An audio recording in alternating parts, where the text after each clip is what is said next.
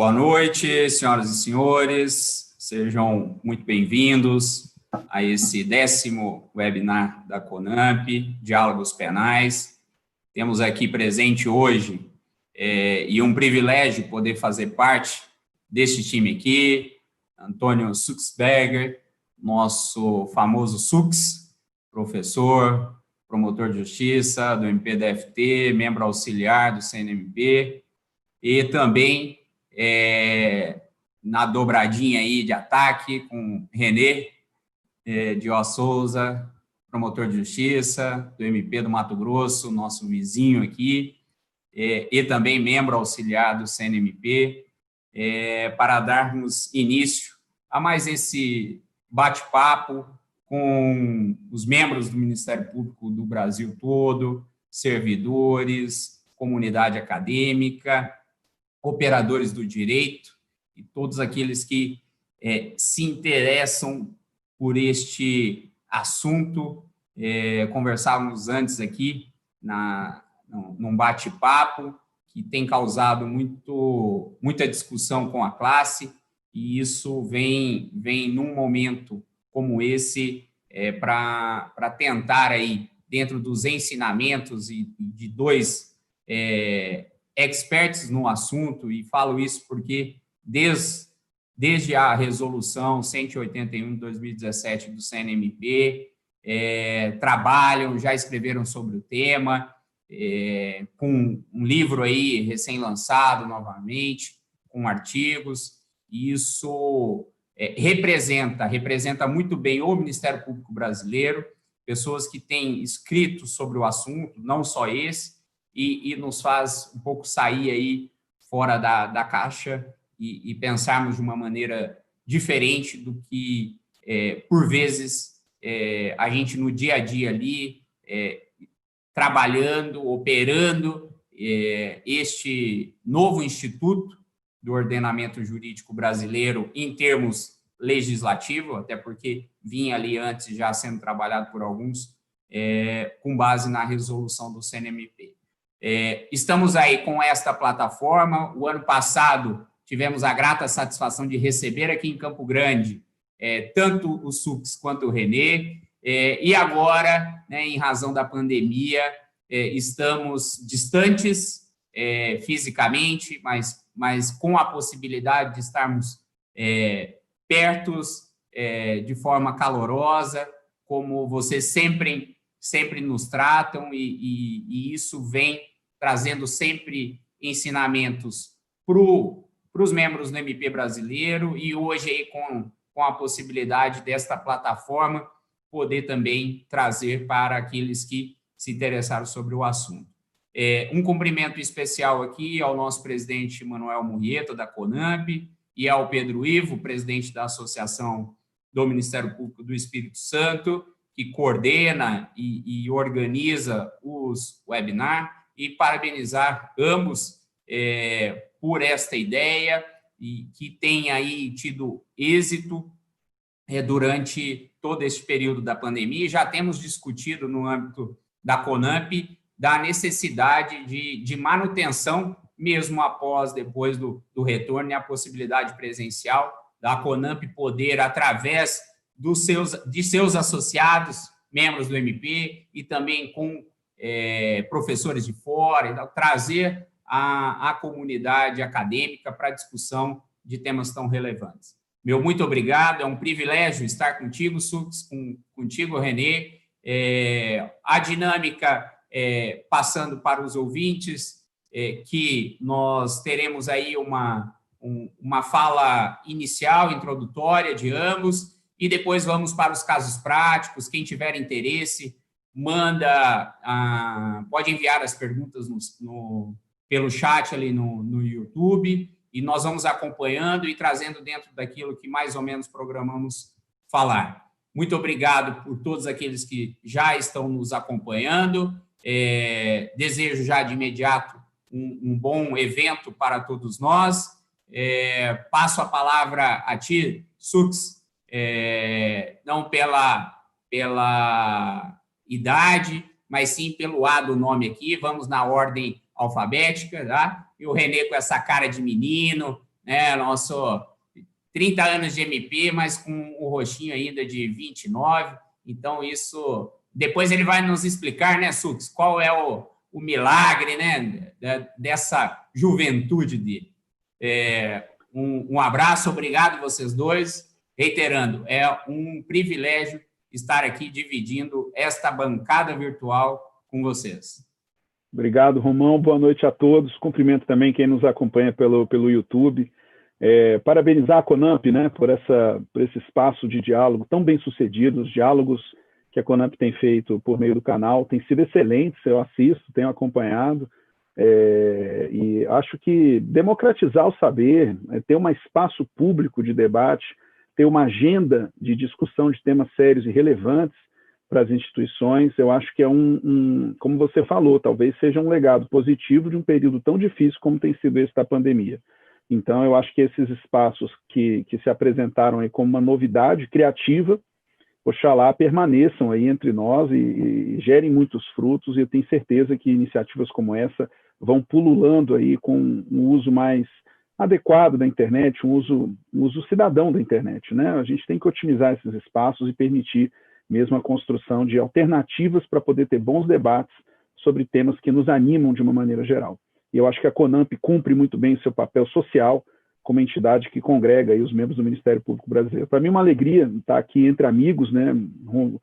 Romão, Renê, pessoas muito queridas, pessoas que eu admiro. Eu não me canso de falar que eu tenho o privilégio de ter como amigos as pessoas que eu mais admiro, e aí eu cumpro o sonho de poder tomar um vinho, tomar uma cerveja com os meus ídolos, né? Então, a pandemia está me atrapalhando um pouco, tá? Mas já já a gente volta a isso. E aí, falo primeiro, então, Renê, porque quando o pessoal fala do Anakin Skywalker, para mim eu não sabia nem quem era, só conhecia ele vestido de preto como Darth Vader.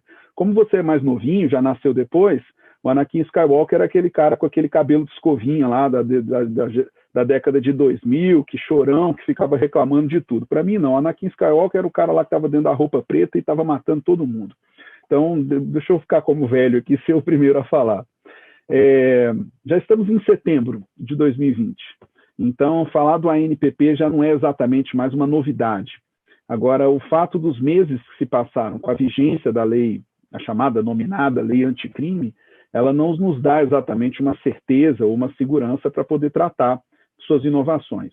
Até porque o desafio do acordo de não persecução penal ele não é propriamente um desafio de compreensão normativa, não é daqueles problemas que confortavelmente nós resolvemos, né, nos nossos espaços de conforto, em que nós temos questões jurídicas a serem solucionadas a partir das nossas ferramentas de interpretação e respostas acabadas. Não é bem isso. Eu acho que a grande questão do ANPP é que ela é uma mudança, inclusive, de mentalidade do funcionamento do nosso sistema de justiça criminal e que vai reclamar, inclusive, adaptações institucionais, adaptações no que diz respeito à formação dos profissionais, né? Os promotores de justiça vão ter que repensar as suas formações, as suas capacitações continuadas, né? Ou seja, teremos todos que voltar aos bancos, voltar aos livros, fazer testes, oficinas, inclusive nos valendo inclusive de possibilidades simuladas de testar, colocar soluções, desenvolver habilidades que usualmente o profissional do direito não foi treinado para poder exercitá-las. Conversar, dialogar, negociar, justificar as escolhas, vencer resistências argumentativamente.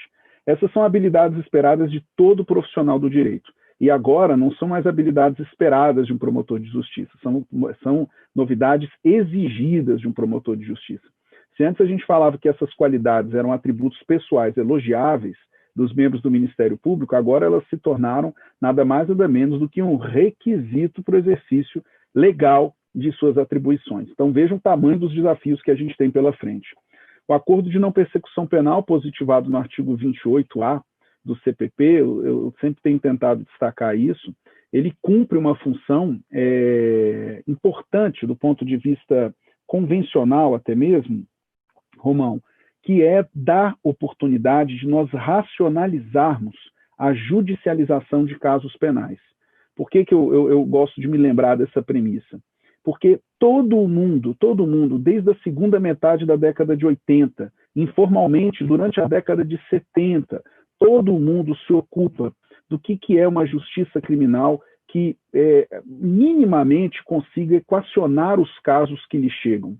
E o equacionamento dos casos que lhe chegam, eles não precisam passar necessariamente pela judicialização de casos penais. Eu acho que essa talvez aqui seja uma fala ou uma premissa que é desconstruída pela prática da justiça negocial. Nós somos educados, nós somos treinados a pensar que a grande percepção de que a questão penal é uma questão de Estado teria por consectário inafastável, teria por uma consequência indelével a ideia de que o Estado sempre e sempre judicializaria casos penais. A legalidade estrita ou a oficialidade da persecução penal conduziu, em algum momento, a uma compreensão teórica de que o Ministério Público deveria judicializar todos os casos penais que assim lhe chegam. E isso não é verdadeiro. Falo isso porque o mundo inteiro avança na agenda de discussão do direito processual penal sobre a chamada discricionariedade persecutória. E eu acho que o Brasil chega com um certo atraso em relação a isso. Mas não é um atraso apenas de uma mudança legislativa. Mudar a lei é relativamente fácil. É um atraso de quê? De compreensão de maturidade institucional e de adaptações transformativas da maneira como a gente enxerga o funcionamento do sistema de justiça. Fazer funcionar um sistema de justiça é mais do que formalizar um caso perante um juiz.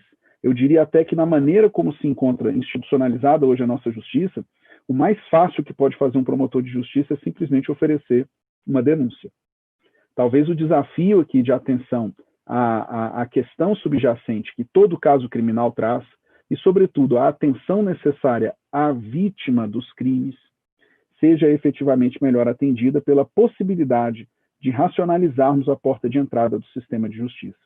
O que o acordo de não persecução penal faz é permitir, quando adequado, quando compatível, que o Ministério Público, em lugar de oferecer a ação penal, considere hábil a proteção da sociedade, a prevenção de novos crimes, a promoção do respeito pela lei e a atenção aos direitos das vítimas, a possibilidade de fazer isso que não por um caso penal judicializado, mas sim por um acordo discutido, dialogado com a defesa técnica de um investigado, que se apresente com a pretensão de não apenas solucionar aquele caso, inclusive admitindo sua responsabilidade sobre ele, de maneira diversa do que seja a construção da culpa em juízo. Ou seja, eu falo aqui da questionável ou problemática figura, que é um falso problema,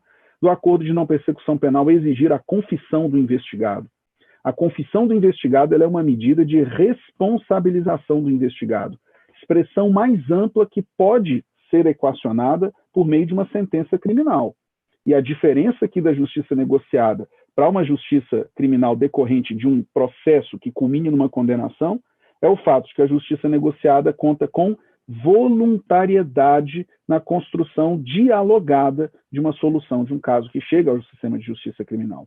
Então, o que se coloca no acordo de não persecução penal como medida despenalizante é a possibilidade de que, naqueles casos em que o Ministério Público anteveja, e aqui já adianto a premissa do acordo de não persecução penal, naqueles casos que o Ministério Público anteveja que a persecução penal não alcançará, ao fim e ao cabo, na sentença condenatória, a imposição de uma pena que necessariamente imponha recolhimento à prisão, é o caso de se pensar de tentar solucionar isso sem a devida judicialização desse caso, atendendo de maneira imediata a essas preocupações que, enfim, justificam a justiça criminal.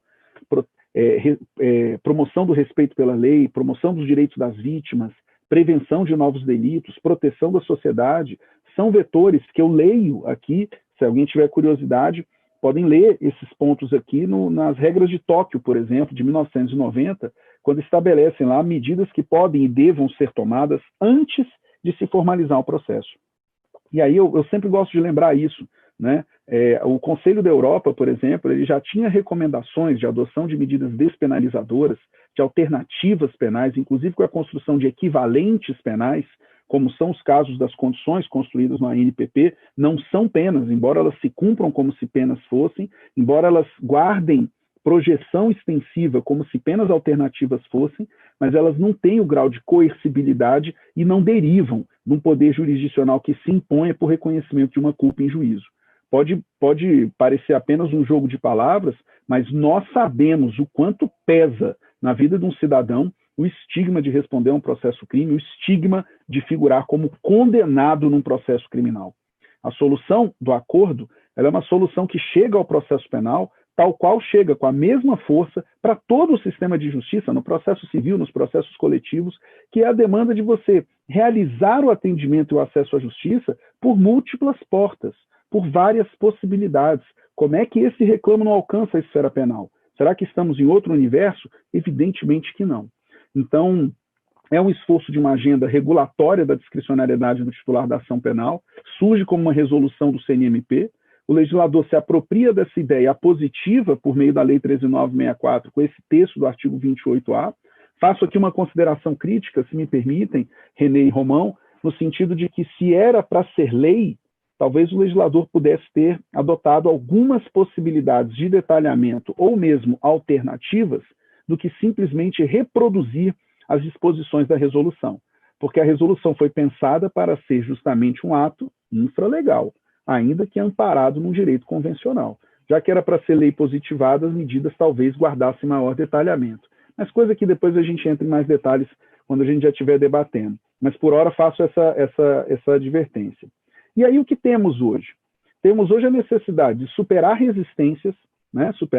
Muitos de nós resistimos ao ANPP, é hora de superar isso e tentar construir como medida negociada a melhor solução possível. Porque agora com o ANPP, uma vez que a possibilidade de construção do acordo repousa nas mãos do defensor e do Ministério Público, não teremos quem culpar que não nós mesmos pela construção de más respostas a essa criminalidade muito mais ampla que agora admitirá a solução do acordo de não persecução penal.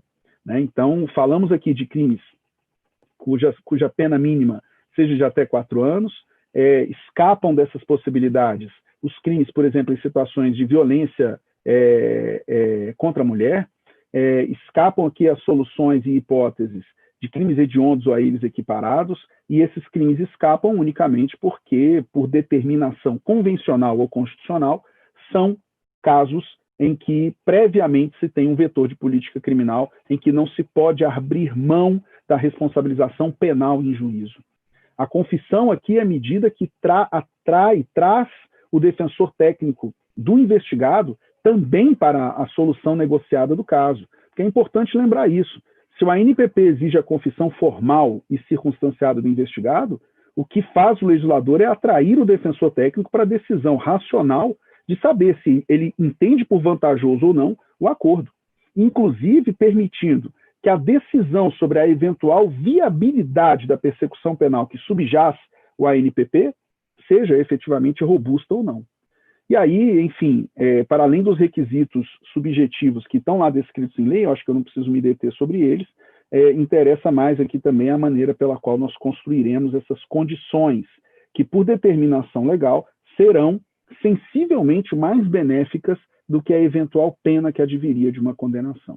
Então, eu faço essa abertura aqui inicial, para não me alongar tanto, Romão, e ouvir o René, que sempre consegue ser bem mais didático e sistemático do que eu quando apresento o tema, com a perspectiva de destacar aqui que o ANPP ele reclama mudanças institucionais, no sentido de que o desafio que nos coloca não está exatamente no plano dogmático. Não enxergo envergadura ou grandes controvérsias, por exemplo, no debate, como se surgiu em vários setores de autores que se levantavam dizendo é inconstitucional aquilo, porque contraria aquilo, porque a confissão não é um tema de grandes debates dogmáticos. Sabe onde é que se encontra o debate do ANPP? Ele se encontra no âmbito da tecnologia jurídica, na maneira pela qual nós institucionalmente, promotores de justiça, defensores, juízes, adaptaremos os nossos serviços e trabalhos para melhor equacionamento dessa novidade decorrente da justiça negociada.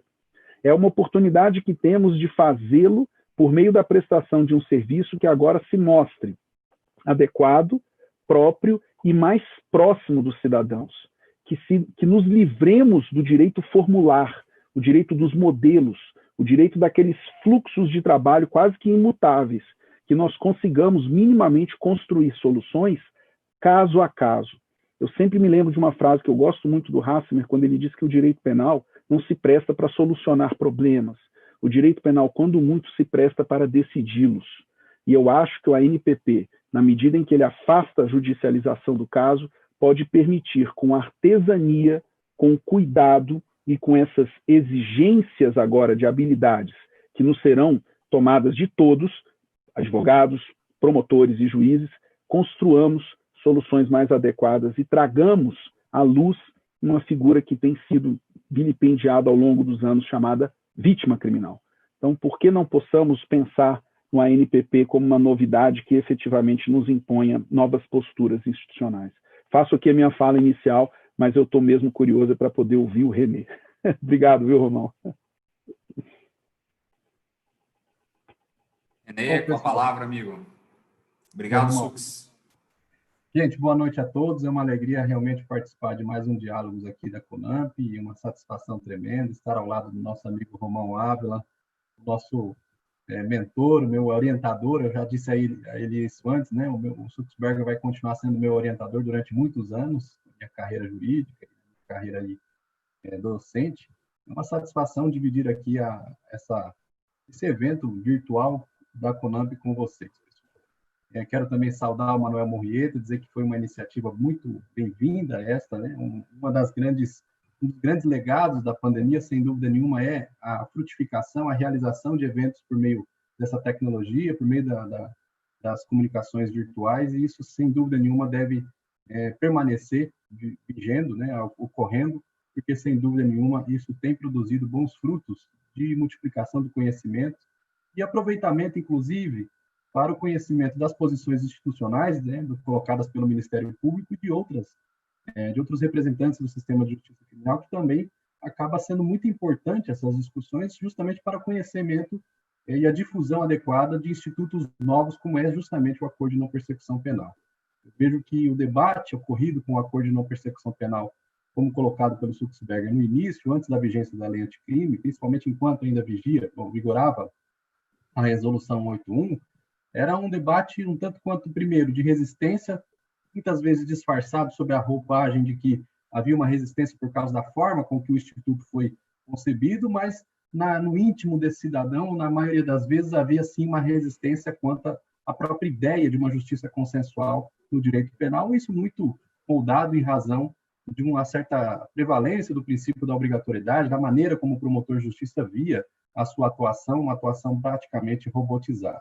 E me parece que é esse o grande passo dado pelo Acordo de Não Persecução Penal no sistema de justiça criminal brasileiro, porque ele rompe com esse paradigma e indica para os profissionais de direito do Brasil de que é possível nós construirmos outros tipos de respostas capazes de compor, de restaurar, de reequilibrar o bem jurídico violado pela conduta praticada pelo acusado, de maneira, aliás, muito mais eficiente, né?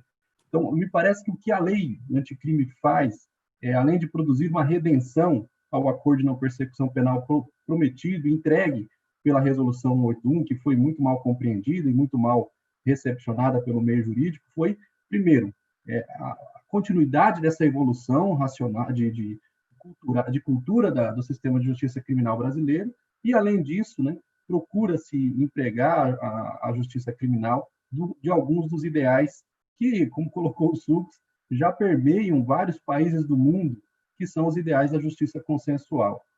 Não é possível mais a gente dizer se uma justiça consensual produz soluções jurídicas mais ou melhores ou piores do que uma justiça litigiosa. Nós não conseguimos mais identificar, dentro da quadra atual de solução de conflitos, se uma solução, a partir de uma solução que definha um litígio, a partir de construções por meio de consensos entre as partes, se ela é com qualidade ou quantidade de pena superior ou inferior a uma decisão proferida por uma decisão substitutiva, como é uma decisão proferida tradicionalmente no sistema de justiça litigioso. Eu acho que essas são as grandes, digamos, conquistas produzidas pelo Acordo de Não Persecução Penal, e eu não tenho dúvidas de que o Acordo de Não Persecução Penal abre uma porta que dificilmente será fechada novamente no país. Nós caminhamos, sem dúvida nenhuma, para a adoção, em um futuro próximo, dos outros mecanismos de justiça consensual, os outros sistemas de acordos, eles batem à nossa porta. Cedo ou tarde, o Brasil deverá se debruçar sobre o tema de maneira mais madura, de maneira experimentada, e essa também é um rito de passagem que o acordo de não persecução acaba produzindo, né? Como eu disse, eu vejo a vantagem do acordo que ele supera o dogma realmente do princípio da obrigatoriedade, porque realmente acreditar que a resposta para a solução dos conflitos penais, principalmente para esse recorte feito pelo acordo, para alguns nichos de crimes de médio ou pequeno potencial ofensivo, que devem e merecem uma resposta muito mais rápida, muito mais racional do sistema de justiça criminal, justifica, sem dúvida nenhuma, o abrandamento de alguns dos postulados do processo penal brasileiro. Me parece que, além disso, né, o acordo de não persecução penal, esse efeito é bastante interessante da gente constatar, o Sux gosta de destacar isso, né, Sux? Isso aconteceu quando nós institucionalizamos a transação penal. Ao invés de produzirmos impunidade, ao criarmos o Instituto da Transação Penal, houve sim, na verdade, uma captura muito mais adequada dessas infrações penais pelo sistema de justiça criminal, que passa a produzir uma resposta minimamente mais condizente com o que o cidadão espera que seja dado de resposta a esses casos. Então, ao invés de pensarmos que estamos indo na direção do aumento de impunidade em relação à prática desses crimes que são capturados pelo acordo de não persecução penal, eu gosto de pensar que, na verdade, nós estaremos dando respostas a esses nichos de crimes muito mais eficazes, sob o ponto de vista prático e sob o ponto de vista pragmático, do que simplesmente por oferecermos uma denúncia, aguardarmos uma sentença judicial que, quando muito, será fixada num regime, digamos, aberto, que todos nós sabemos que muitas das vezes é assinar um livro bimestralmente no cartório ou na secretaria do juiz criminal. Trata-se de respostas penais que colocam em xeque justamente a própria vigência do direito penal, a própria força realmente restritiva do direito penal. Então, me parece que o acordo de não persecução penal, ele coloca esse problema, ele acaba atingindo fatos que eram dragados, digamos assim, por uma certa ineficiência do sistema de justiça criminal, ou até, digamos assim, muitas vezes colhidos por prescrição ou colhidos por respostas e sanções e sentenças criminais proferidas de maneira a não dar respostas adequadas para esses casos. Mas, além disso, né, o acordo de não persecução penal tem uma outra vantagem destacada pelo SUX, que é, sem dúvida nenhuma, uma nova tentativa de dar uma atenção às vítimas e ao próprio movimento de recrudescimento, de revalorização e de redescoberta das vítimas. Essa também me parece uma feição bastante cara ao acordo de não persecução penal, que deve ser valorizada pelo Instituto. Agora, sem dúvida nenhuma, se todos quando me perguntam qual foi a maior conquista do acordo de não persecução penal, além de toda a racionalização, da integração à vítima, ao processo e ao sistema de justiça criminal de maneira muito mais atuante, eu gosto de perceber, eu gosto de entender que o acordo de não persecução penal devolve ao Ministério Público um importante protagonismo no que se refere à definição das medidas de política criminal necessárias para o desempenho de um sistema de justiça criminal voltado para determinadas respostas penais que a instituição do Ministério Público pretenda dar para esses crimes. E aqui me causa uma sensação interessante, porque eu fui convidado para falar do acordo, tanto pelo MP do Acre, pelo MP de Sergipe, pelo MP do Paraná, e é interessante porque, na medida em que o tempo vai passando, o Sux bem colocou isso no início, nós já estamos aí com 8 meses de vigência da lei anticrime, os problemas, as dúvidas relacionadas ao acordo de não persecução penal, elas vão mudando na medida em que o Instituto vai sendo praticado, vai sendo realizado na prática, e essas dúvidas refletem justamente o primeiro ponto que me parece importante a gente já deixar de saída registrado, é que elas refletem uma certa... primeiro, fruto daquela resistência inicial, né, da própria existência, da própria concepção do acordo, mas elas refletem uma falta de organicidade que o Ministério Público deve dar para o funcionamento adequado do acordo de não persecução penal.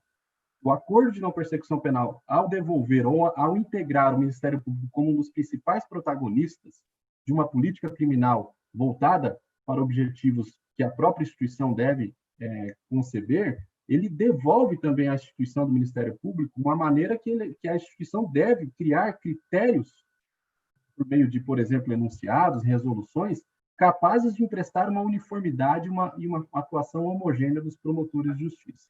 Digo isso porque uma das pechas que recai sobre o acordo de não persecução penal, sem dúvida nenhuma, e essa é uma preocupação que nós devemos ter, é que o acordo de não persecução penal possa não dar respostas adequadas e acabar sendo confundido com um instrumento, um instituto de plena banalização do direito penal e de descrédito, de impunidade do sistema.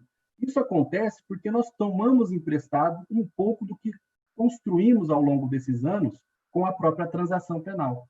A transação penal caiu em um determinado descrédito porque a maioria dos promotores ou do próprio sistema de justiça criminal atua nessa área do oferecimento de transações penais sem qualquer tipo de critério, digamos assim, um tanto quanto mais científico para o estabelecimento das propostas a serem realizadas e serem cumpridas pelos autores dos fatos pelo Brasil afora.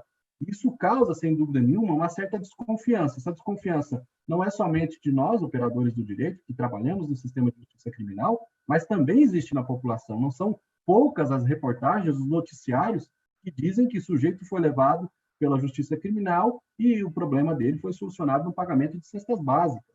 E essas reportagens sempre deixando muito claro que há ali, na verdade, um desvio de suspeita na atuação e na eficiência da justiça penal brasileira. Então, nós temos que tomar a pé e tomar responsabilidade de que o acordo de não persecução penal não pode trilhar caminho semelhante.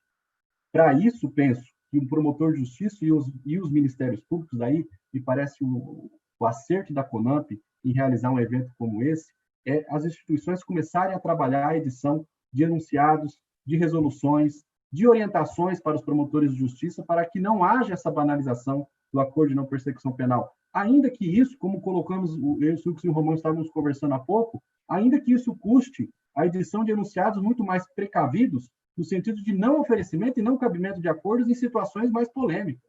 Porque são as situações polêmicas que podem colocar justamente o Instituto em descrédito e o Instituto sob forte suspeita de seus propósitos racionais. Então, é importante que a instituição comece a se posicionar desde já. Nesse ponto, a gente tem que lembrar, o MP de São Paulo, por exemplo, editou uma resolução, salvo engano, não me lembro agora a espécie normativa, justamente regulamentando, orientando os promotores de justiça a não oferecer acordo de não persecução penal nos crimes de racismo. E parece uma providência, além de constitucionalmente adequada, salutar sobre esse ponto de vista, né? O planejamento institucional dizendo aos promotores de justiça como que um acordo deve ser aplicado em todo o Estado de maneira homogênea, justamente a fim de para impedir que atuações conflitantes entre os promotores resulte justamente nesse descrédito que nós devemos evitar na aplicação dos acordos de não persecução penal. Algumas questões que permeiam aí as discussões relacionadas ao acordo de não persecução penal, vejam que, como eu mencionei há pouco, algumas das discussões iniciais, principalmente em janeiro, fevereiro, março deste ano, por exemplo, é direito público subjetivo, o réu pode postular unilateralmente isso no Poder Judiciário. Hoje você já começa a perceber que essas discussões já estão mais acomodadas, até no meio jurídico como um todo, não somente no meio institucional do Ministério Público. As dúvidas elas vão caminhando justamente na medida em que o Instituto vai sendo realizado e vai sendo praticado. Eu destacaria hoje, como um dos problemas relacionados ao acordo de não persecução penal, que me parece que vai bater a porta do Ministério Público de uma maneira muito simbólica ou muito emblemática, é justamente a respeito da participação da vítima. Porque, sem dúvida nenhuma, que todos reconhecem a importância de trazer a vítima para o acordo de não persecução penal, fazer do acordo de não persecução penal justamente um momento em que a vítima é integrada definitivamente à resposta penal pretendida do Estado, justamente de maneira a acolhê-la, justamente de maneira, inclusive, a dar uma resposta para os seus interesses, ainda que individuais, mas a gente tem que tomar o seguinte cuidado. O acordo de não persecução penal que leve, por exemplo, à satisfação indenizatória da vítima em decorrência dos atos ilícitos praticados pelo acusado, não pode desnaturar o acordo de não persecução penal, e esse é um ponto muito importante que eu penso que os promotores não podem ou devem se atentar. Não pode desnaturar pelo seguinte: o acordo de não persecução penal, ele não é, em si mesmo, um título executivo extrajudicial. eventuais sanções pecuniárias ou medidas pecuniárias fixadas no acordo não podem levar, simplesmente em razão do descumprimento do acordo, a sua utilização como um título executivo extrajudicial à execução num processo judicial, seja civil, seja criminal. O que é possível, a meu ver, o promotor de justiça fazer para atender os interesses da vítima numa situação como essa é colocar, mediante termos apartados, a celebração de um outro documento, para até evitar discussões com relação à desnaturação do acordo de não persecução penal, para que a vítima eventualmente utilize desse documento como título executivo extrajudicial. Mas isso é um ponto importante, pessoal, porque acordo de não persecução penal não pode ser visto como um termo de ajustamento de conduta, não se trata disso. Aqui nós estamos diante de direito penal propriamente dito, e como foi a opção colocada pela lei, até porque o acordo de não persecução penal não é um acordo de culpa. Nós não podemos utilizar deste acordo para executar as medidas eventualmente negociadas como se sanções aplicadas fossem, porque isso desnaturaria justamente o Instituto.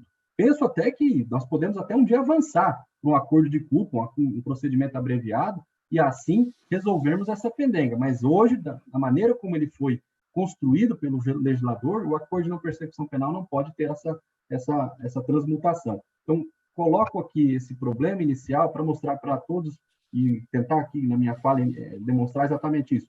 Notem que os problemas, as dúvidas relacionadas ao acordo de não persecução penal, que antes eram relacionadas, como colocou o Sux, a constitucionalidade da confissão, a constitucionalidade do acordo como um todo, se é direito público subjetivo, se é ato vinculado ou ato discricionário, são discussões que ainda têm seu lugar, mas hoje elas já encontram-se, digamos assim, mais amadurecidas e nós já estamos em um passo mais adiante, um passo que começa justamente a bater a porta do Ministério Público.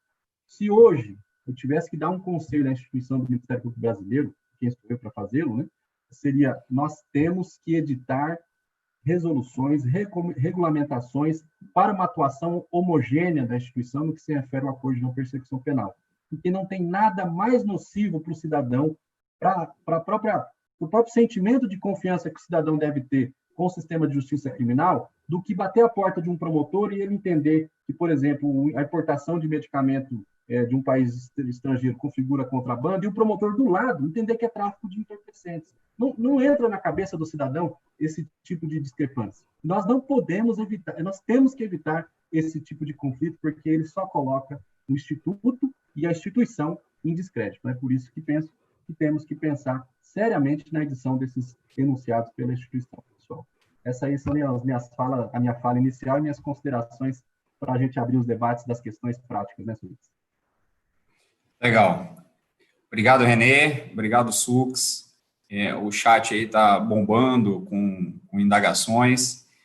Vocês trazem aí o ensinamento que é peculiar de cada um de vocês acerca do tema e dos problemas que podemos enfrentar, das discussões que tem em relação ao assunto, né? Um instituto jurídico, uma política criminal para desjudicializar a questão, como o Sux comentou. Renê vem e traz a abordagem importante da questão da unidade institucional do Ministério Público. Esta questão que você traz, né, é um problema que nós enfrentamos, não só neste assunto, como em todos. Então, a discussão gira muito em torno da unidade e o entendimento acerca dos temas que são afetos ao Ministério Público. E, diante deste cenário, já trago aí a primeira indagação aos nossos dois debatedores acerca da possibilidade da NPP as ações penais em curso e também aí estendendo, que hoje vimos aí, teve uma nova decisão do STJ acerca já da pretensa ANPP na execução penal, né, trazendo a lume o enunciado do Conselho Nacional de Procuradores Gerais, que trabalhou, Renê, nesse sentido. Eu acompanhei, à época, o nosso PGJ aqui, Paulo Passos, era o presidente do CNPG, e antes da entrada em vigor da lei, já foi debatido isso no âmbito dos procuradores gerais, os CAOs criminais, trazendo aí o enunciado 20, com a impossibilidade do acordo de não persecução penal nas ações penais em curso. E isso acabou sendo utilizado como fundamento pelo ministro Félix Fischer no ARESP 166, 80, 89 de São Paulo. E essa decisão do ministro Félix Fischer foi utilizada como fundamento pelo ministro Joel, num acórdão que circulou hoje aí nos grupos de WhatsApp. Apesar de que já tem outros entendimentos institucionais acerca deste assunto. Qual a opinião de vocês? O que vocês poderiam aí agregar a esse debate e qual é o caminho que o Ministério Público poderia trilhar, já considerando vocês dois doutrinadores, membros do Ministério Público que escrevem sobre o assunto. Com a palavra aí na ordem ao nosso querido Sux. Romão, o tema é cabeludo, né? Inclusive agradeço as perguntas do pessoal no chat aqui, vou tentar passar rápido por elas aqui e tentar agregar no que seja possível algumas das perguntas, né? Então, o João Ricardo falou do cabimento da NPP, perguntando do cabimento da NPP para processo em curso. Igualmente também, houve aqui o Lucas estava falando, né? Comentem as decisões do STJ. Eu tenho alguns comentários a fazer.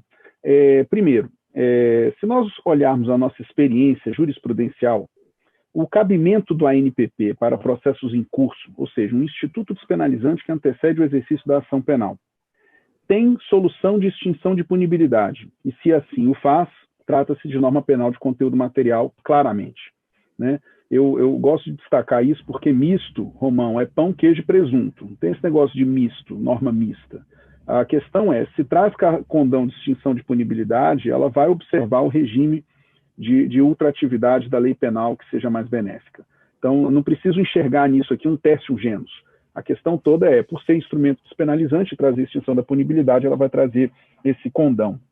E se nós olharmos a experiência da jurisprudência num tema parecido com isso, nós teremos que olhar aquela malfadada e maluca lei que ampliou o conceito de crime de menor potencial ofensivo para a Justiça Federal e depois ensejou o ajustamento da Lei 9.099 pela Lei 11.313. Não sei se vocês vão se recordar disso. Foi quando, finalmente, o artigo que falava do crime de menor potencial ofensivo foi corrigido, digamos assim, para ser um conceito uníssono em todos os níveis de jurisdição comum, que é natural, faz sentido. O que aconteceu nesse caso?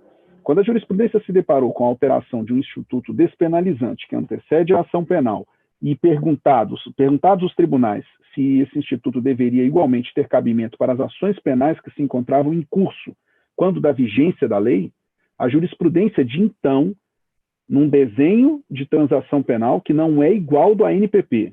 Isso é importante destacar, porque no desenho de transação penal, o juiz ele ainda tem um papel que hoje já não tem mais quando se trata de ANPP.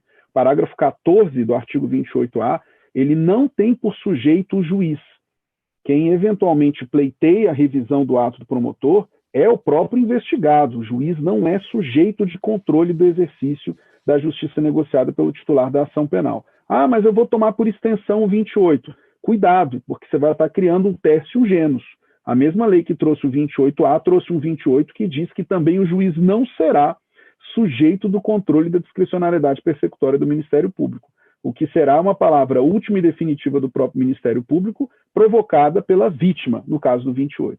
Então, eu destaco isso porque o juiz tem tido problema em identificar essa nova conformação de uma modelagem do nosso sistema acusatório. E aí, chego aqui ao ponto.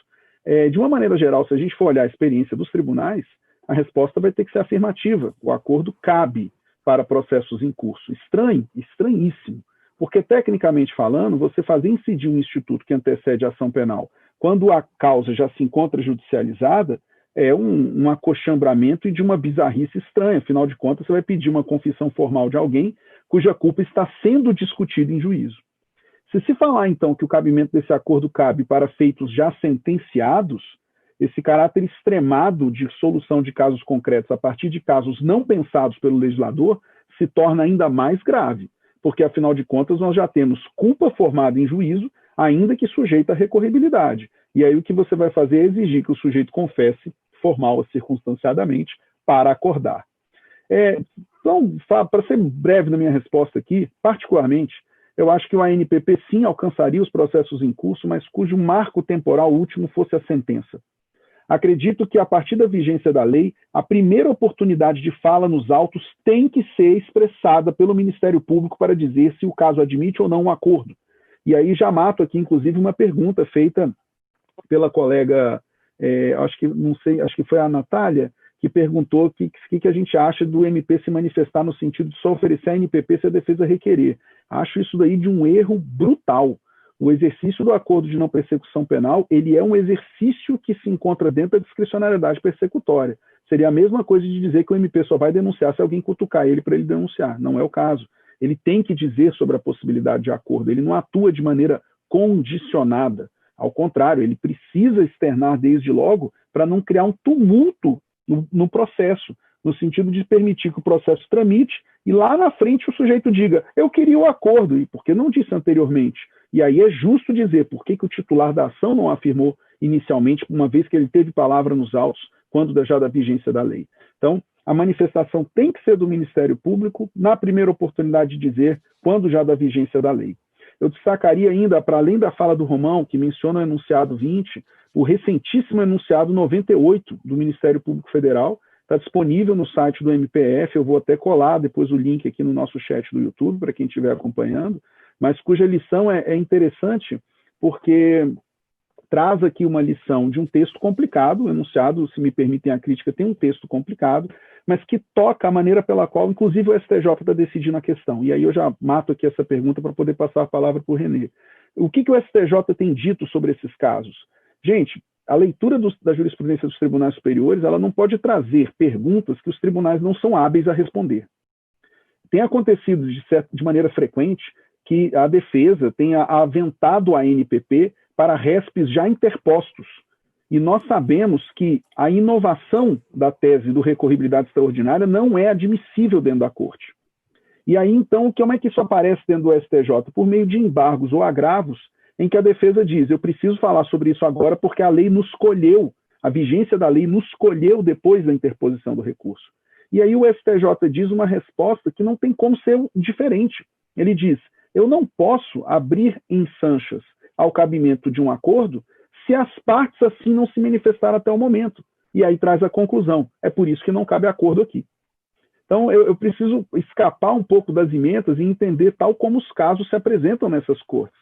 Porque em alguns desses casos, temos notícia Brasil afora que o MP tem celebrado acordos, inclusive em processos que se encontram em sede no tribunal. E a gente vai ler o enunciado 98 e ele fala mais ou menos isso. Ele diz, cabe o ANPP até o trânsito em julgado da sentença. Ao considerar o cabimento do ANPP, o membro do MPF, no caso o enunciado se refere ao MPF, deve observar exatamente o momento da sentença.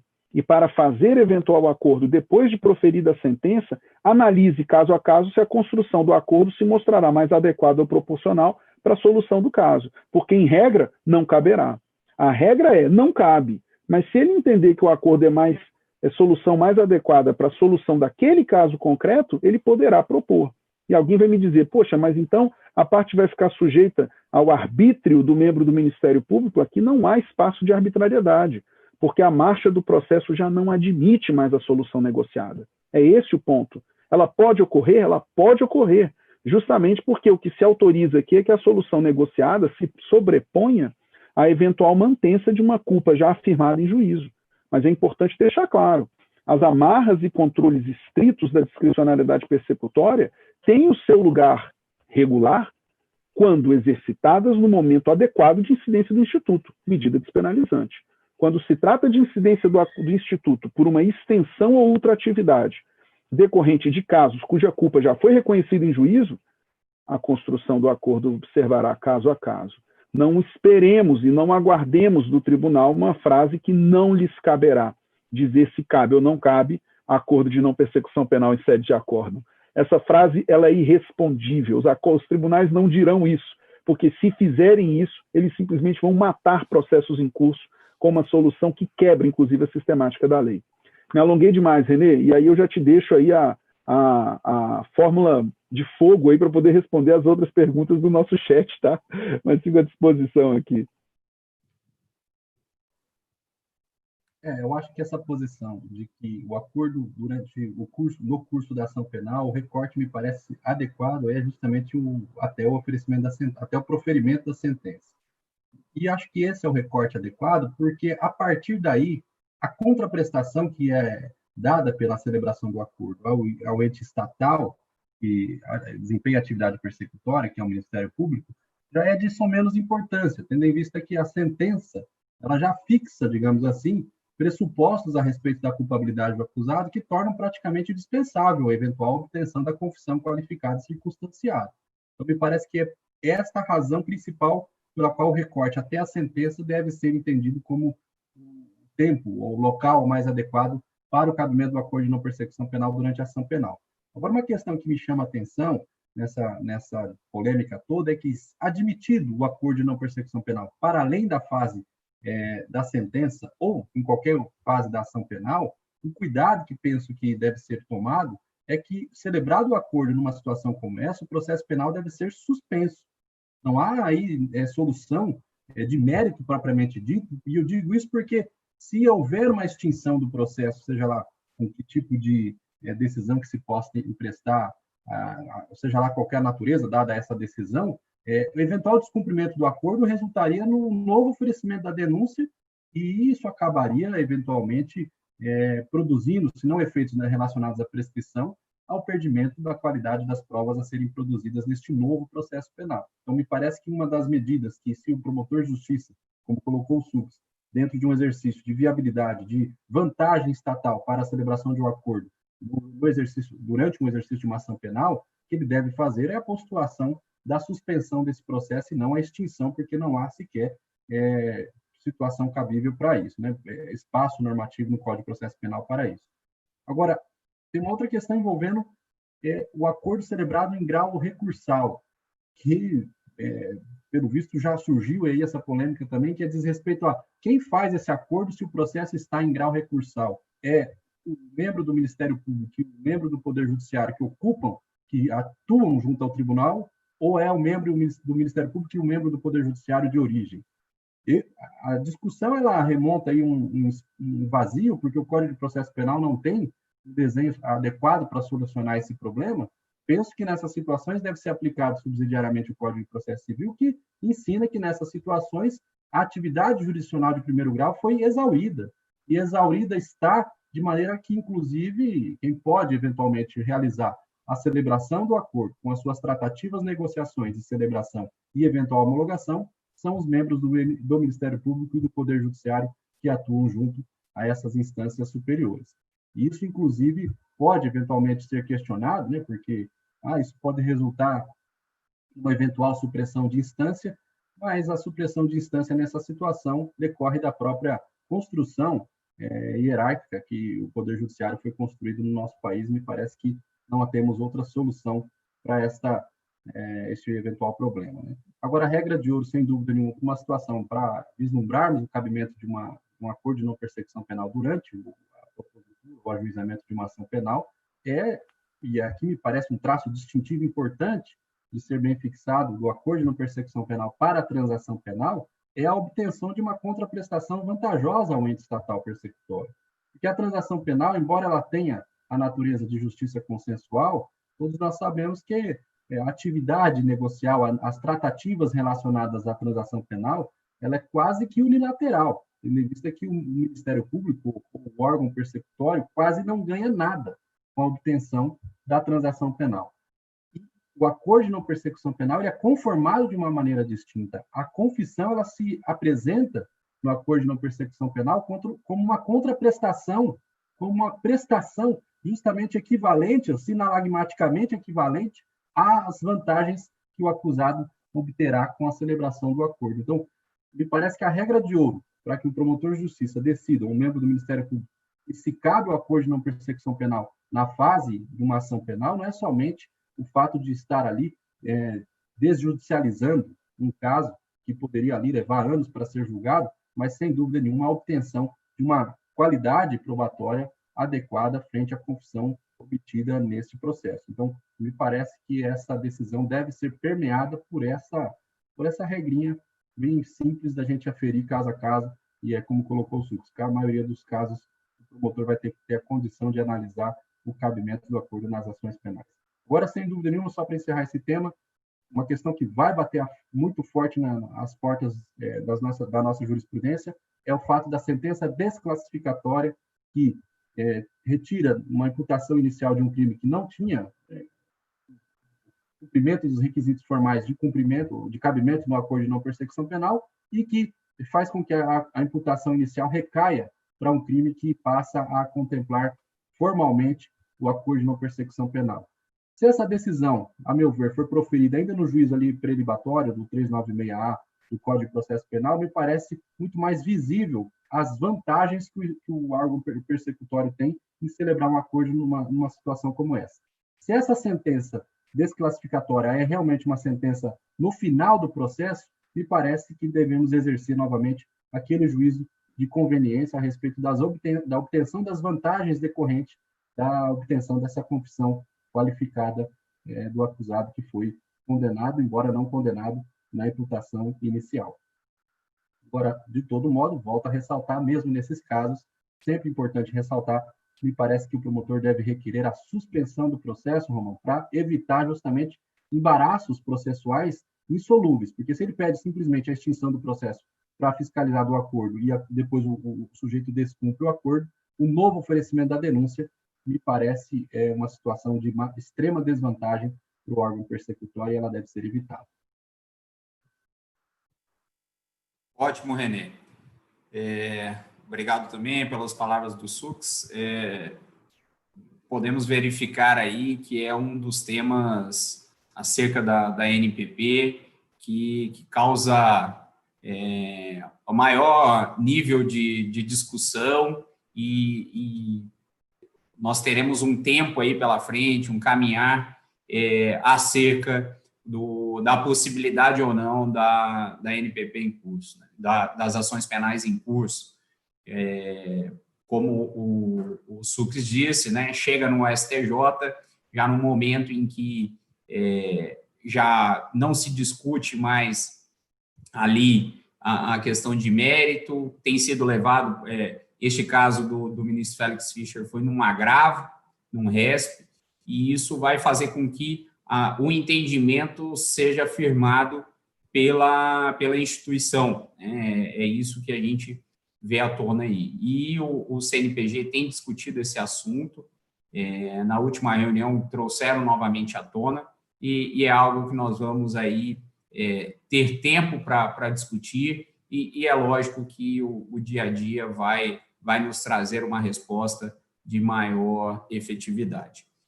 Dentro desse cenário, eu queria trazer os nossos debatedores, e eu vi ali algumas indagações acerca do direito subjetivo do réu, e também uma menção acerca de como o Ministério Público vai tratar isso.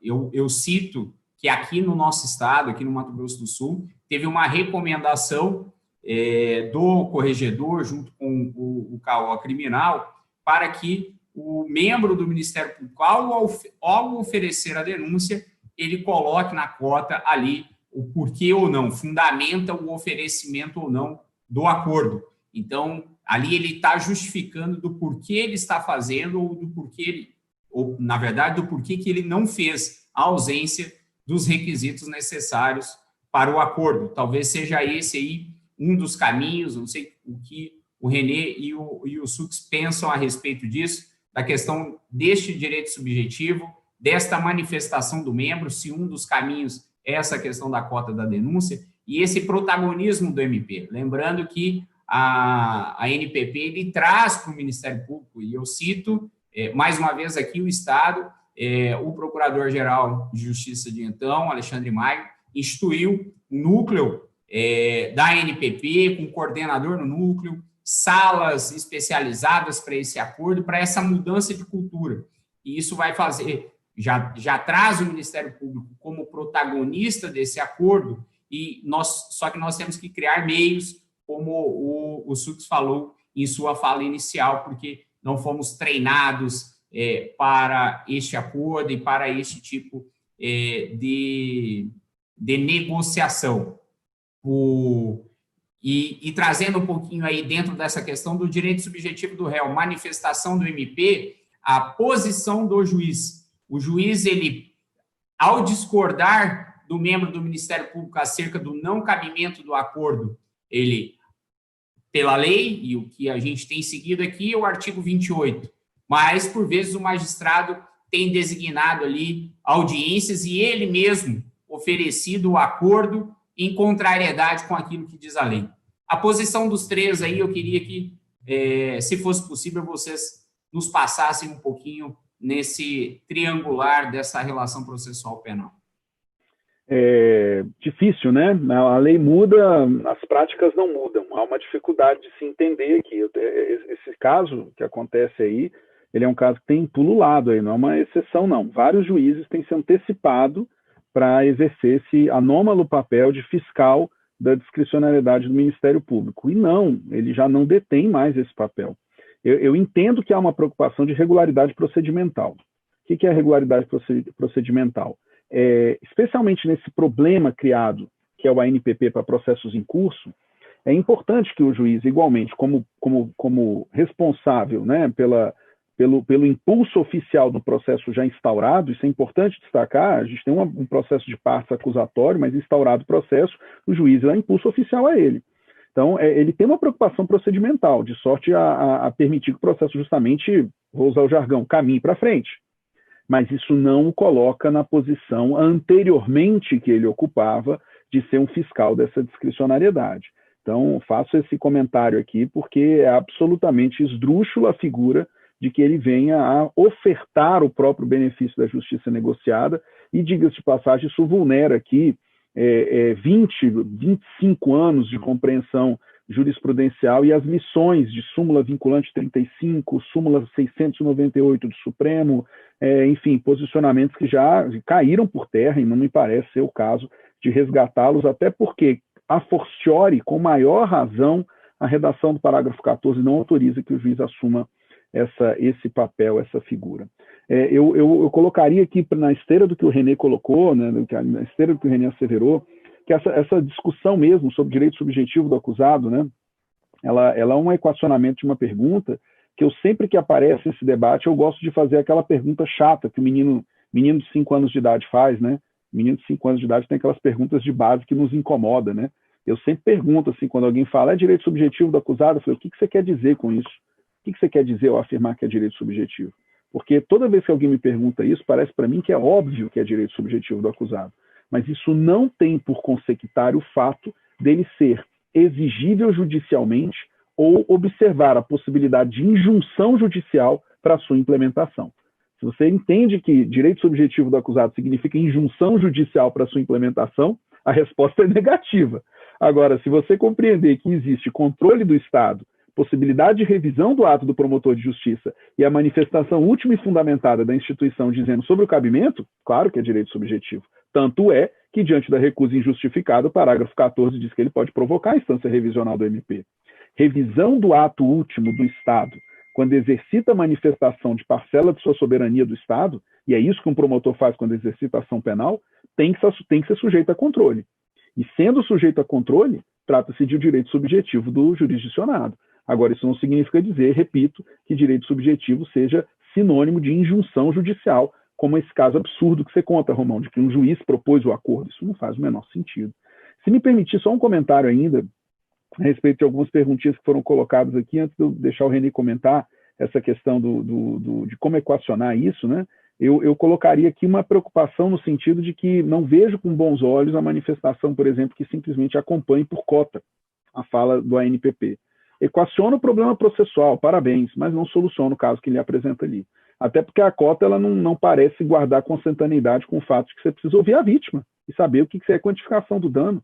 Chamá-la, inclusive, para um espaço que, eu repito, a ANPP é um espaço de atenção à vítima. Se nós não fizermos justiça negociada dando protagonismo à vítima, fracassaremos. Então fica aqui o alerta. E outro ponto, então, que mostra que tanto melhor que demos equacionamento a serviços como, por exemplo, as centrais de atendimento. O Estado de Pernambuco montou uma estrutura gigante. Aqui e acolá nós temos experiências. No meu Ministério Público do DF lá, a circunscrição de Ceilândia tem um projeto dos mais lindos que tem de acolhimento da vítima, que são promovidos lá pela Ana Bárbara Jaqueline, e não vou ser injusto aqui de não falar o nome dos demais, mas, enfim, eis o ponto. René, você me permite fazer um comentário, e até porque a Glaucia fez uma pergunta aqui dizendo se a mesma peça pode fazer uma ANPP com Acordo de Não Persecução Cível. O René mencionava isso, e eu, inclusive, resgato aqui uma pergunta que fala do cabimento da ANPP em homicídio culposo na direção de veículo automotor. Dá para fazer? Acho que cabe. O preceito da pena admite. Não admite naquela figura qualificada do último parágrafo do 302. Mas eu queria destacar isso, né? Se o promotor de justiça tiver a habilidade de construir, nesse espaço negocial da ANPP, também a possibilidade de uma composição civil das partes, no caso do homicídio, tanto melhor. E é uma composição sofisticada, tá? É lucro cessante, é compensação, é indenização do dano. A gente está falando de uma situação que, inclusive, fará acompanhar o advogado da vítima para a construção desse acordo. Pode ser feito numa única oportunidade? Pode. Pode ser feito numa única peça? Pode. Mas é preciso entender o que é cindível dentro da peça para se ter a natureza jurídica exatamente daquilo que se firma. Né? Ou seja, se eu botar o advogado da vítima para poder assinar o ANPP, não virou ANPP por isso. Até porque a parte do ANPP é Ministério Público e investigado. Então, eu estou destacando esse ponto, que é preciso deixar claro exatamente qual o contorno e natureza jurídica de todos os instrumentos de acordo que venham a ser reunidos numa única oportunidade. Porque a composição dos danos civis homologada pelo Ministério Público é título executivo no cível. Mas isso não se confunde com um ANPP que eventualmente descumprido e seja oferecimento de ação penal. De igual maneira, acontece com acordo de não persecução cível. Pode ser celebrado numa mesma oportunidade solucionar isso tudo? Claro que pode. Especialmente nos casos que a gente não estiver falando de quantificação de dano. É o mais fácil de se fazer. Quando houver necessária quantificação de dano, cuidado. Até porque a palavra de quantificação de dano na esfera cível, o Ministério Público não detém univocidade na quantificação desse dano.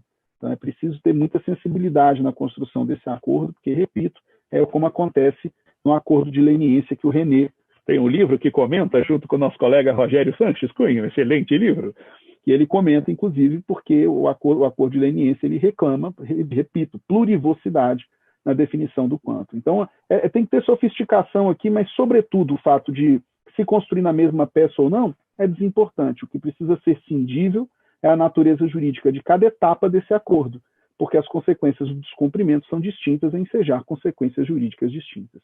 Desculpa, René, deixa eu te passar a palavra. O Romão perguntava sobre isso, sobre o ANPP na cota e como equacionar essa questão da reparação do dano nos casos, de maneira em geral, e da institucionalidade que a gente tem. Vamos lá. Vou fazer algumas confusões.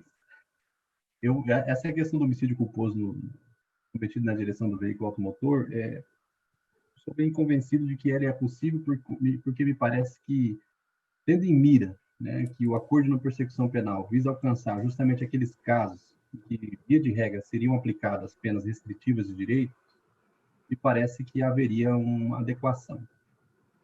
Mas o Rodrigo Cabral fez uma pesquisa interessante recentemente, autor de um livro importante aí sobre o tema, né, do acordo de não persecução penal, e ele vislumbrou o seguinte, Romão, que a jurisprudência do STJ atual é de que nesses crimes específicos de homicídio culposo na direção de veículo automotor, o tribunal tem sido refratário na substituição da pena restritiva de direito por conta de uma suposta política criminal de segurança viária um pouco mais recrudescida.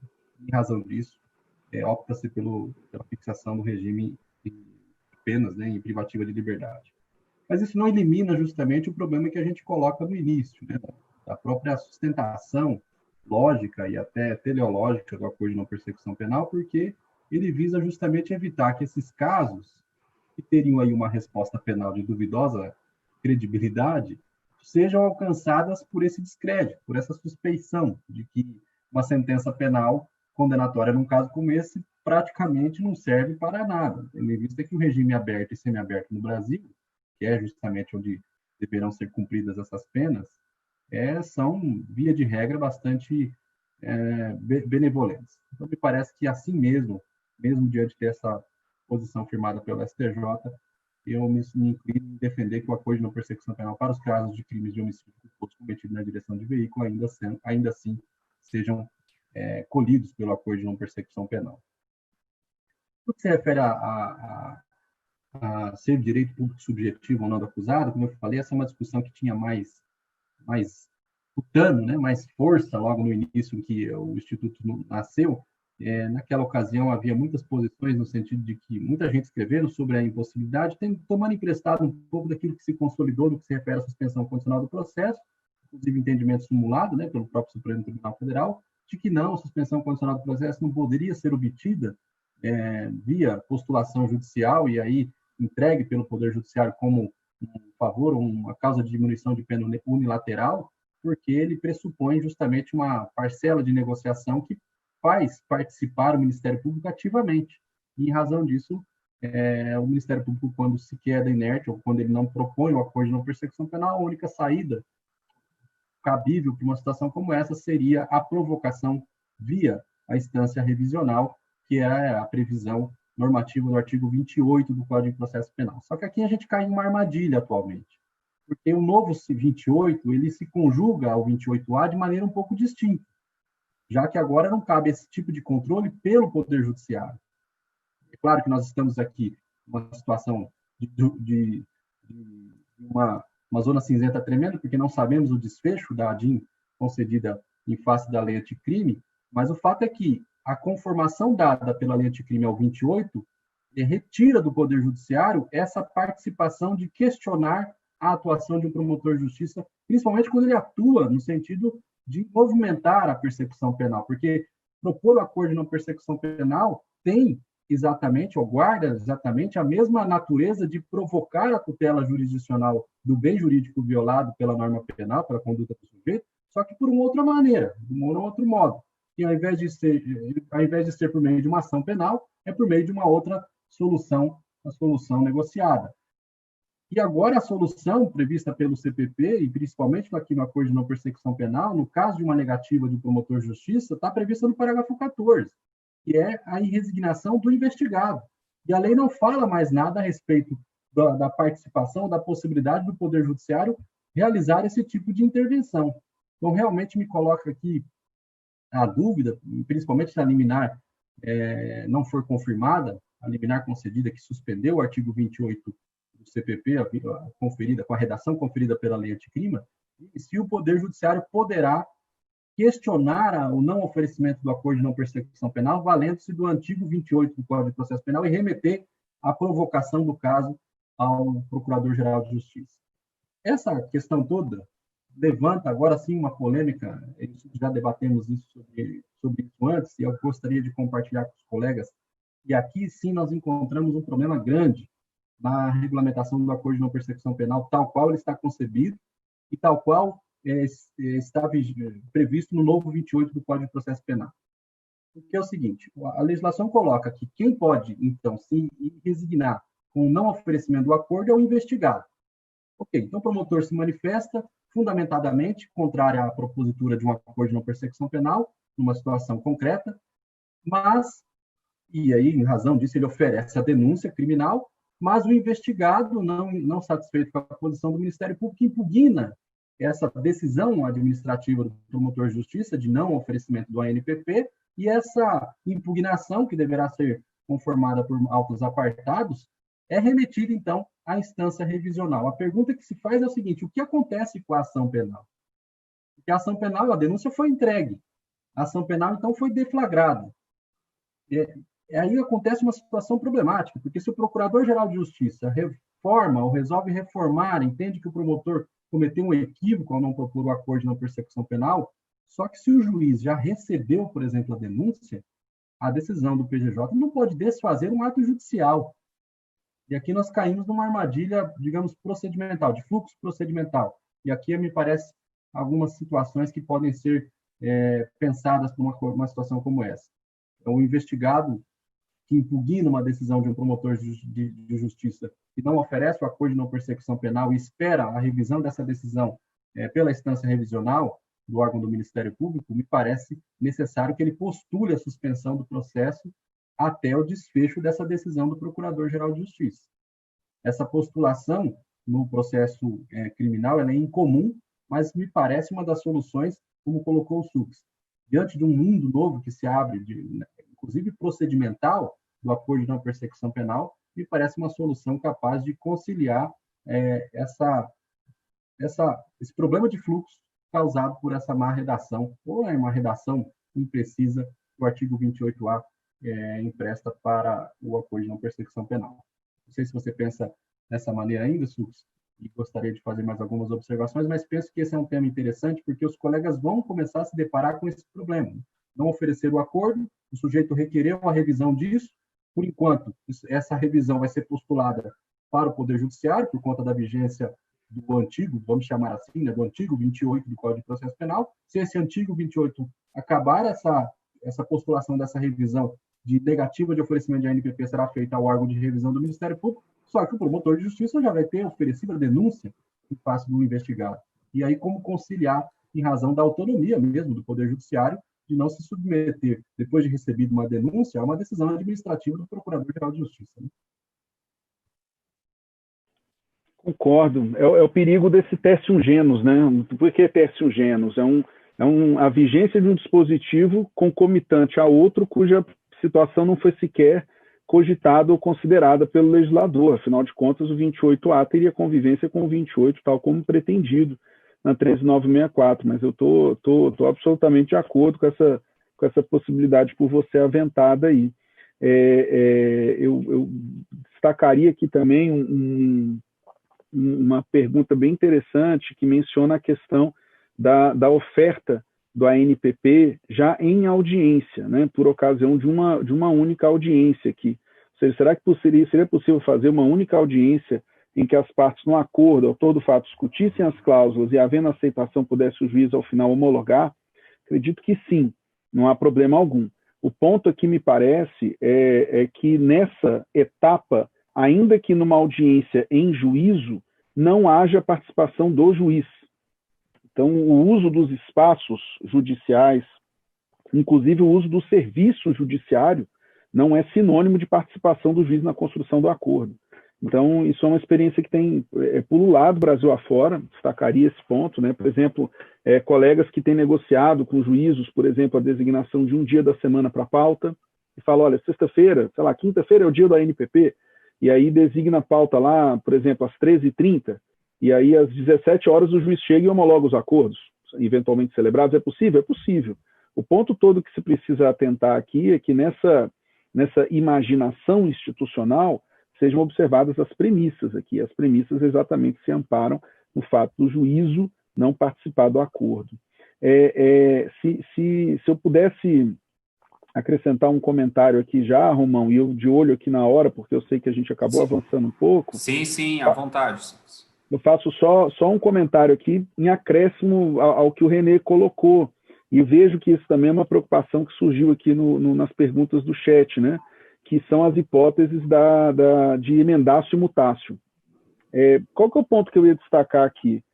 O ANPP ele é apreciado pelo titular da ação penal, mesmo nos casos de eventual incidência para ações penais em curso, que é uma conversa que a gente está tendo que vai acabar, né? Se você analisar os fluxos de funcionamento do sistema de justiça, essa conversa nossa vai até 2022 no máximo, depois a gente não fala mais sobre isso. Né? Então, enquanto se fala de acordos para processo em curso, é importante destacar que ela considera a classificação legal dada pelo Ministério Público no oferecimento da ação penal. Quando ocorre emendácio ou quando ocorre mutácio, é importante destacar que são procedimentos de sentença. E são procedimentos em que o juiz discorda do membro do Ministério Público. E a discordância, subsequentemente, é aceita pelo titular da ação penal. Porque se ele dela discorda, recorre, né, da desclassificação operada pelo emendácio ou da provocação para aditamento da mutácio. Vamos estabelecer essa premissa porque é importante, porque apenas se houver a aquiescência do promotor é que eventualmente se abre a possibilidade de você renovar um instituto despenalizante para um processo que já se encontrava, então, quase na iminência de ser proferida a sentença. Então, fazendo esse destaque que 383 e 384 só tem lugar quando o feito já teve, inclusive, manifestações finais, alegações finais das partes, sim, a eventual desclassificação com a que o promotor se conforme, ou seja, ele tem que se resignar com isso, ele não vai recorrer, o MP deve fazer esse ANPP extemporâneo, essa possibilidade do Instituto Despenalizante incidir. Por quê? Porque houve erro, equívoco do titular da ação penal no momento que deu classificação legal do fato. Isso já acontece hoje com a transação penal, isso já acontece com a suspensão condicional do processo, e não se trata propriamente de uma novidade. Eu só destaco aqui os problemas que acontecem na prática, porque muitas das vezes se pretende discutir a classificação legal do fato naquilo que o ministro Celso de Mello chamaria de uma inversão tumultuária do feito. O que é isso? Quando você quer provocar o juiz a apertar e emendar a sua mutácio fora do momento em que o juiz tem para fazê-lo, que é a sentença. Não existe mutácio antes de sentença, não existe emendácio antes de sentença. Assim como não existe aditamento do promotor invocando o 384. Quando o promotor adita no curso do processo, o fundamento é o 569, não é o 384. O sujeito do 384, ainda que oculto, é o juiz. Então, faço só esse destaque aqui, porque, em rigor, a gente está apenas com a extensão de uma solução que já existia para a transação penal e que agora, igualmente, será extensível para o ANPP. É isso, Renê? Se eu tiver errado, não discorda não, hein? Estou brincando. Romão, perdão. Maravilha, Sux, maravilha, Renê. A nossa live aí está, e esse webinar, né, bombando. Eu gostaria de pedir aos participantes que, se estiverem gostando, que dê uma curtida lá no canal da Conamp no YouTube. E se estiverem amando aí, que eu sei que muitos são fãs do Renê e do Sux, sigam o canal da Conamp, que vocês vão conseguir acompanhar aí os webinars, pessoal. Avançando aí para essa final de noite, eu gostaria de trazer mais um tema para a nossa discussão, para finalizarmos na sequência. Já tratando em si da execução penal, ou melhor, da execução da ANPP. Temos aí a discussão de qual é o juízo competente para poder executar este acordo, apesar da previsão legal, dizer lá do juiz da execução, já iniciou, né, a nossa, como sempre, a discussão em cima do assunto. O juiz da execução ou o juiz que homologou a ANPP. Indo mais além, qual membro do Ministério Público competente com atribuição para fiscalizar este acordo? O membro do Ministério Público que propôs o acordo ou o membro do Ministério Público da execução? E nesta toada da execução do acordo, trazemos também à tona a questão da destinação da prestação pecuniária, a indicação da entidade em que eventualmente vá cumprir a prestação de serviço à comunidade.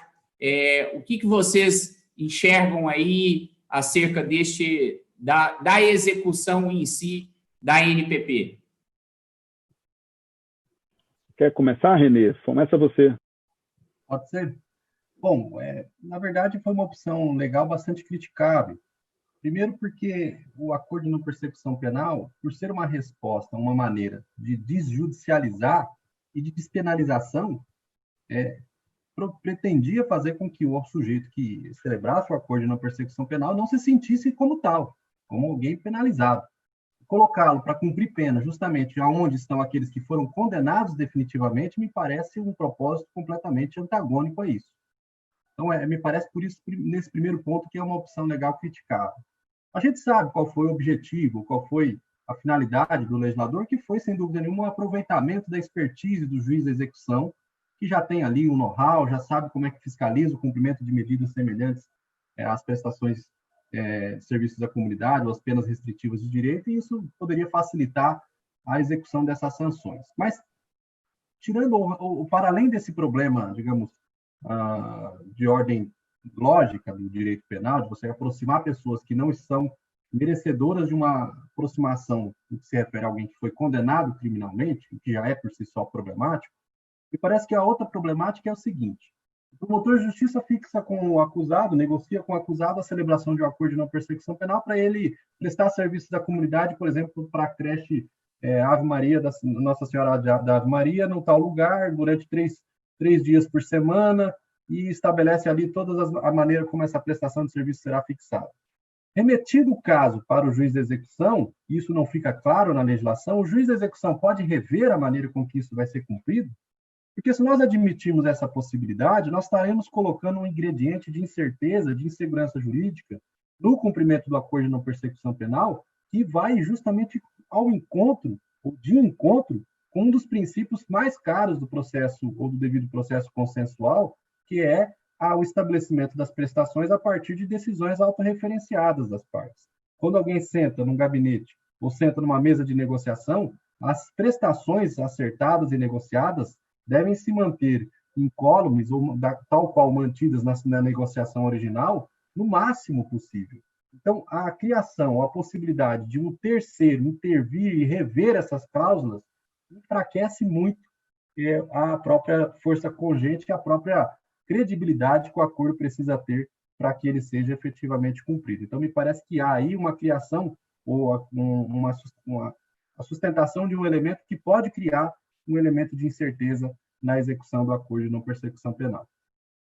Eu acho também o seguinte, com relação às entidades beneficiadas, se houver ali a possibilidade do Ministério Público, juntamente com o Poder Judiciário, definir isso numa pauta comum, numa quadra comum, tanto quanto melhor, tendo em vista que, assim, o Ministério Público consegue preservar este efeito que eu acabei de mencionar, de segurança para o acusado, de que ele pode, eventualmente, não ter o acordo revisto, vamos colocar isso entre aspas, pelo juiz da execução, para fins de acomodação do acordo perante as práticas já realizadas por aquele juiz da execução.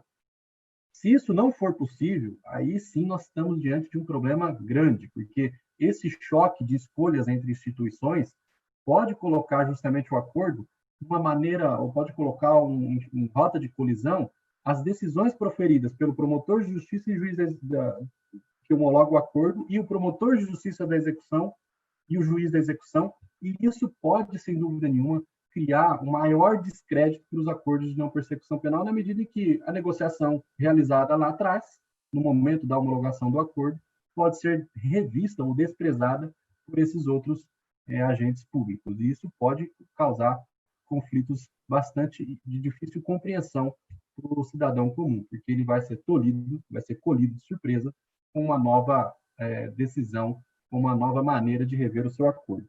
Então, penso que, se isso não for ajustado institucionalmente, realmente haverá problemas grandes na execução dos acordos de não persecução penal no Brasil. Isso aí, Romão, vai ainda desaguar em outro grande problema, que é, frente à possibilidade dos acordos de não persecução penal serem aí, por conta até da aplicação subsidiária da teoria da imprevisão, a possibilidade de ele realmente ser suscetível de revisões episódicas e parciais, por exemplo. Quem vai fazer essa revisão? Será o juiz da execução e o promotor da execução? Ou o processo tem que ser devolvido para aqueles agentes políticos originais, para que eles reformulem a negociação original? Não há respostas dadas pela lei nesse ponto, porque me parece que o legislador causou um embaraço ao prever essa execução. Agora, para voltar mesmo ao início e à gênese do problema, vou lançar aqui o problema, eu e o Sux já debatemos sobre isso. Quando a lei cria a competência para a execução do acordo de não persecução penal para o juiz da execução, a pergunta que se quer é a seguinte: remete-se o processo inteiro com o acordo de não persecução penal homologado para o juiz da execução, ou expede-se uma espécie de carta de guia? E o processo de conhecimento permanece suspenso, o inquérito, o policial permanece, digamos, suspenso, aguardando o desfecho do cumprimento do acordo de não persecução penal. Isso, inclusive, Sux, me faz lembrar o que você colocou no início da tua fala, que alguns dos problemas colocados pelo acordo de não persecução penal reclamam uma engenharia instrumental, uma engenharia institucional capaz de compor esses problemas, e deve ser fomentada pelas instituições, Ministério Público, Sistema de Justiça, Polícia Civil, Poder Judiciário e todos os demais agentes do sistema de segurança e da justiça criminal brasileiro, justamente para evitar atuações díspares, né, no país todo. Me faz aqui lembrar, eu fiz uma fala sobre o acordo de não persecução penal com o Ministério Público do Acre, e eles regulamentaram expressamente este assunto, estabelecendo que nessas situações expede-se uma espécie de carta de guia.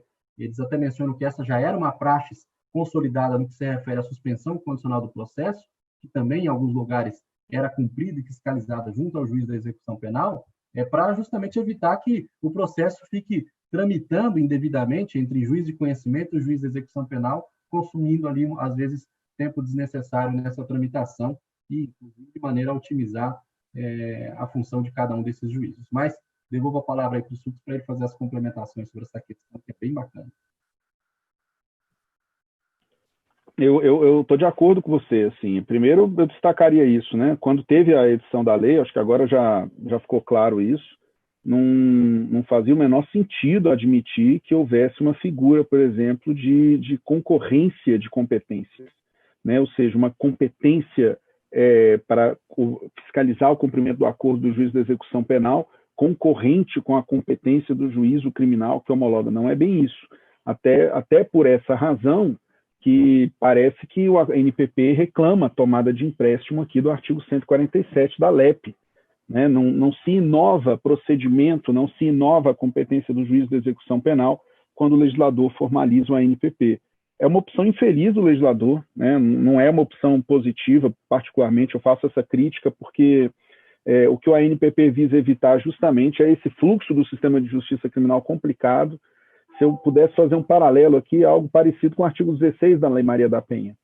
O legislador olha o caso e fala, pelo amor de Deus, a gente precisa tirar a vítima de violência doméstica fazendo retratação de representação no ambiente policial. Vamos fazer com que ela faça isso em juízo, para tentar assegurar um melhor espaço de fala.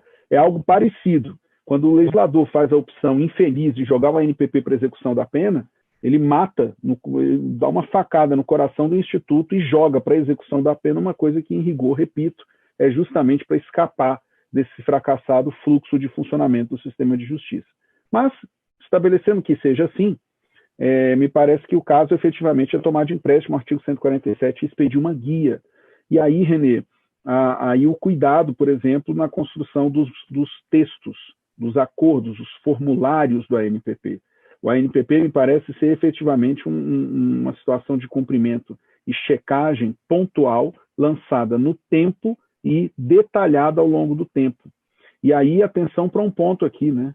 O descumprimento do ANPP ele não vai observar o regime, por exemplo, presente naquelas situações que ocorrem no curso da execução da pena, em que o sujeito me descumpre lá uma condição e aí ele atende, observa, devido processo legal, manifestação prévia, antes de eventual incidência de decisão regressiva de benefício e por aí vai. Isso é fluxo de execução da pena. O ANPP não é assim. Se você descumpre uma das etapas do acordo, descumprido o acordo está. O acordo tem que ser revogado e oferecida a ação penal. O tempo é um fator relevante nesse aspecto. E não se pode traduzir o acordo naquela sequência de descumprimento justificativo e outras situações, sob pena de você não tratar o acordo com a devida seriedade. É importante fixar isso. A justiça negociada ela fixa um atributo de maior responsabilidade das partes que assim se apresentam a negociar. Ministério Público, defensor técnico e investigado. Então, não é locus de paternalismo ou de consideração aqui de manifestação hipossuficiente de vontade. Não existe cidadão mais empoderado que um cidadão assistido por um advogado ao seu lado. Não existe. No nosso ordenamento jurídico não tem nada mais poderoso que isso. Mais poderoso que isso é só quando o juiz desce de sua cadeira e assume uma atuação protetiva. E isso acontece apenas em situações de reconhecida vulnerabilidade por lei. Mulheres em situação de violência, adolescentes, crianças, idosos em situação de vulnerabilidade. É isso que acontece. Mas não é o caso do ordinário da justiça criminal. Então, eu estou destacando isso porque os acordos eles não devem ter lugar para se criar um novo procedimento ou um fluxo de trabalho na execução da pena. Até por isso que a pergunta deva ser forçosamente esvaziada sobre a atribuição do promotor da execução da pena para acompanhar a execução do acordo. O acordo não deve exigir acompanhamento, ele deve ser verificado seu cumprimento etapa a etapa, e eventual descumprimento de uma delas exige imediatamente a rescisão do acordo, com advertência expressa nos próprios termos do acordo. Então, a gente está diante de uma novidade aqui e, efetivamente, eu acho que é a discussão. O Adriano falou um ponto aqui no chat, que eu estou de acordo com ele aqui, criticando a oferta da ANPP, ou a negativa da oferta na cota da denúncia. Ele fala, liquida porque você esmaga, você comprime de tal maneira a possibilidade, inclusive, de revisão do ato do promotor. E eu acho que ele está absolutamente de acordo, né? Eu tive até a oportunidade de a gente conversar isso no encontro lá no Ministério Público de Goiás, e eu acho que assim, o que acontece é a possibilidade de você simplesmente se manifestar em cota mata de tal maneira o acordo, porque inclusive cria-se essa possibilidade da revisão do ato, mas sem interrupção da marcha do processo. É importante destacar isso, né? Assim, o MP tem que ter responsabilidade exatamente no momento que ele formaliza a ação penal, porque diante de uma ação penal em mesa, não há outra alternativa ao juízo criminal que não recebeu rejeitá-la. Ele não tem ali questões prejudiciais, causas suspensivas, ele não tem. Inclusive, é por isso que andou mal o legislador, procedimentalmente, ao não detalhar o ANPP. Mas isso não muda a natureza do ato do juízo que tem diante de si a denúncia, ou recebe ou rejeita. Então, isso é um problema que tem acontecido na prática, né, Renê, Romão? O juiz, diante da situação da ação penal, diz, deixo de apreciar para isso. Ou então, diga, não tem diga. Diante da ação penal, ou recebe ou rejeita. Então, tão maior rigor tem essa resposta, essa colocação que o Adriano muito, muito oportunamente coloca no chat, porque e bota ainda mais um ponto gravoso nessa opção ruim de transformar aquilo que deveria ser a oportunização de uma justiça negociada numa simples cota que acompanha uma ação penal já deduzida.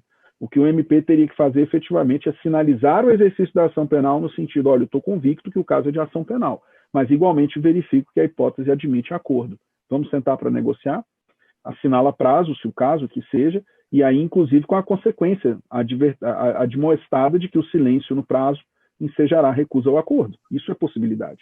Mas simplesmente a oferta reduzida e sem espaço dialogal, eu acho que mata o acordo no coração.